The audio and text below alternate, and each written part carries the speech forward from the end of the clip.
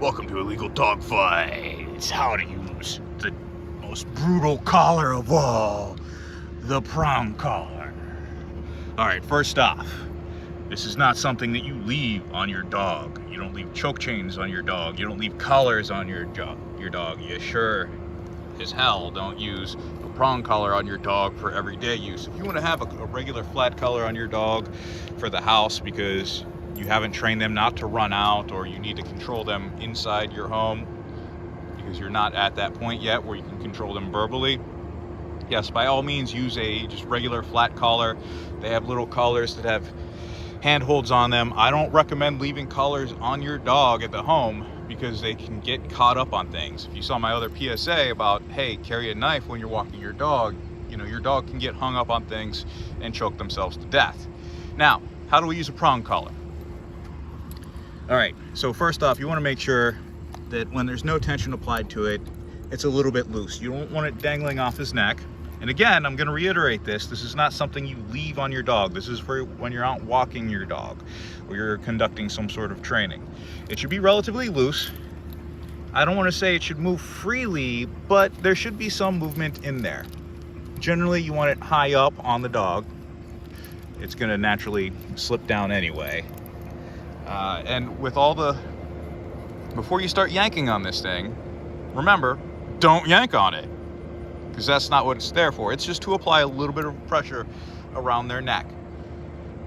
First, you begin with a command. Jack, come on. See, no pressure applied. Now, in this exercise, I want Jack to pay attention to me. So without saying anything, I'm going to stop. And it goes to 2 fingers worth of pressure here. I'm going to take it down to 1. A lot of trainers will call this 2 fingers and this 2 fingers. I like to use 1 finger. The finger I normally use is this one, but that's usually for something else. Jack. So I'm going to keep it to 1 finger here. And we're going to walk down here. He's going to stray a little bit, that's fine. And I'm going to stop. Now he gets that just a little bit of pressure, and that's enough to let him know, Jack, come on, that we're stopping. And even now, it's pretty slack. Again, this is not to choke the dog. This is not to hurt the dog. This is just to give a little bit of tactile sensation to the dog that he needs to stop, or else he's going to feel uncomfortable. Now, you heard my foot there. I have trained them to respond to that. And even Juliet knows to come here when I stomp my feet. So that's lesson 1 in the prong collar. So just to recap, this is not something you leave on your dog at all times. This is just for when you're doing training. If you have a reactive dog and you want to give him a little bit of, hey, don't do that, this is for you. You want to train your dog to pay attention to you, this is for you. But you have to give a command like this. Okay, he's not going after that ball, but it's going to say, hey, Jack, leave it. Leave it. I'm going to gently pull him away again with 1 finger. And that's enough. See, Juliet has the ball. If you watch the channel, you know that drives him up the wall. And again, 1 finger. And that's all it takes. Just puts a little pressure on his neck. It's just an indication to him that he needs to follow me. Now, if you have a reactive dog, or a dog that you perhaps got from a shelter or what have you, or you just, you didn't train them, all right? It happens, all right?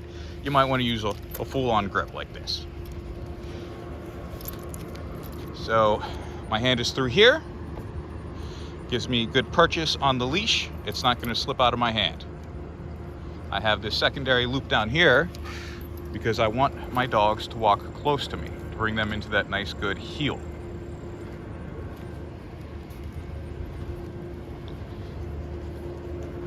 So Jack knows to pay attention to me. He's going to get bored walking in circles here. So, and that's it. It's just too easy. Now, if I had a reactive dog, then yeah, I'm going to pull on it a little bit more. Sorry, buddy, I don't want to hurt you. Jack, sit. Sit.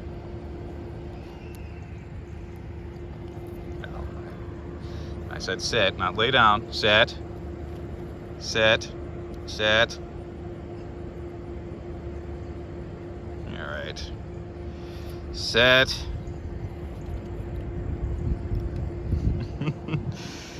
Stay. Again, that's all one finger. Sit. Sit.